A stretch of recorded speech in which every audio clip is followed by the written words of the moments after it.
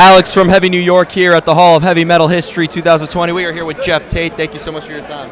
Thank you. Nice to be here. Yeah. One thing I've always wanted to ask you is, I really think your lyrics have always been just as much touching as your voice in a way. Have you always needed to hear music to come up with lyrics, or is there a time where maybe a concept could determine the outcome of the music that you've done? You mean which comes first, like the chicken or the egg?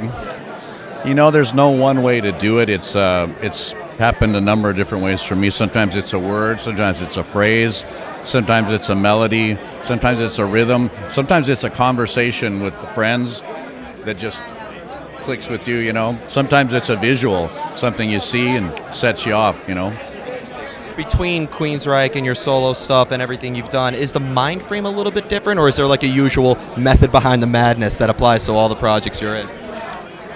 Well, I like to think there's a method. Some people probably wouldn't see that, but I typically always have sort of a direction that I'm going, or a goal that I'm trying to get to. So I have an idea. And finally, what I'd like to ask you is, I think you have some of the most dedicated fans in what you do, and you've touched a lot of people's hearts. When you hear on how your music has inspired somebody or really helped them through a hard time, do you look at yourself differently as an artist in a way as a result of that? It's very humbling. It's very humbling and fascinating too, from a sociological standpoint. People, they feel music, they hear it.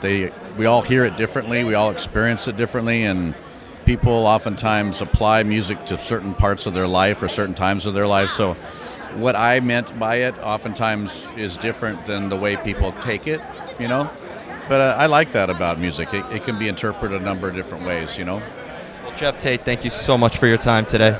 Thanks for the question. Yeah, of course, thank you.